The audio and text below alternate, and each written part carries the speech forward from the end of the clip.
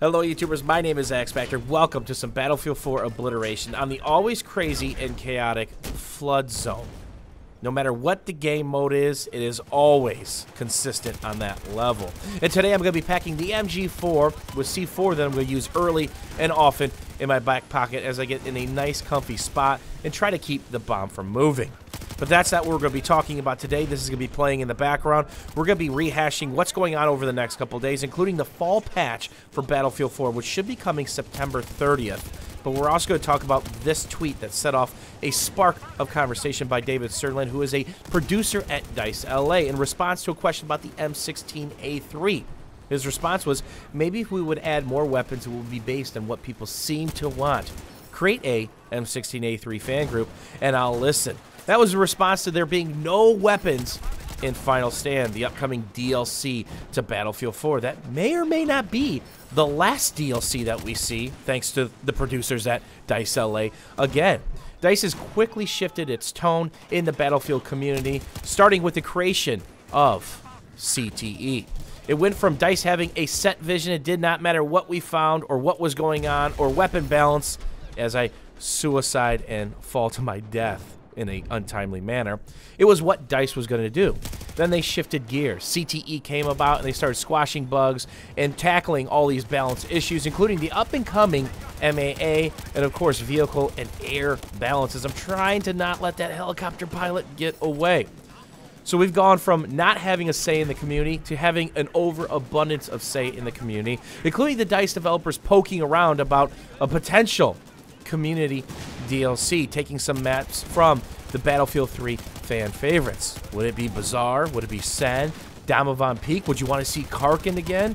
They really stirred the pot with that one as well, but there's some things that have to fall in order before that takes place. Whenever you're a company the size of DICE and EA, it's all about the management of the assets. That's not just the money that you're spending, but also the man hours that are being worked. And that's two of the things they're going to have to be approved by EA and DICE. Number one, they're going to have to get the approval to be able to do such a thing.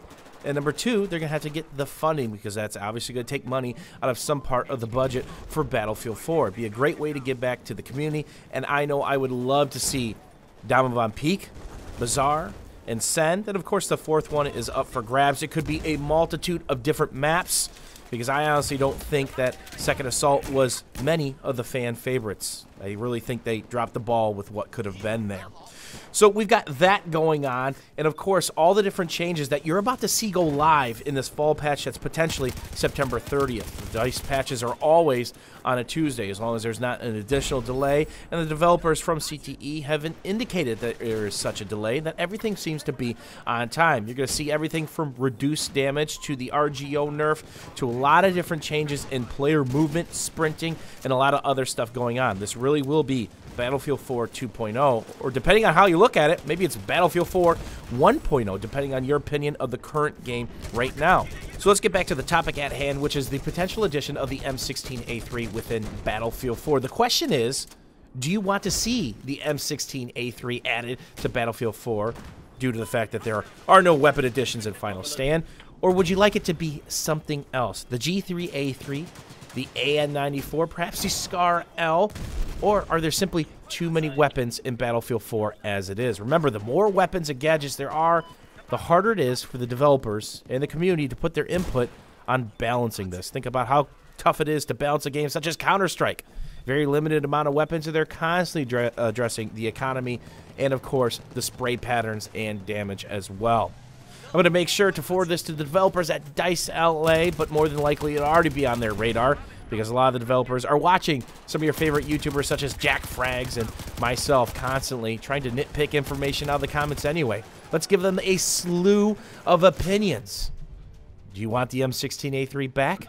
Do you not want it back? Do you want another weapon? Do we have too many weapons? Let your voice be heard, Battlefielders. This is what's shaping CTE and Battlefields of the future. Thanks for watching. Thanks for hanging out, and we'll see you soon.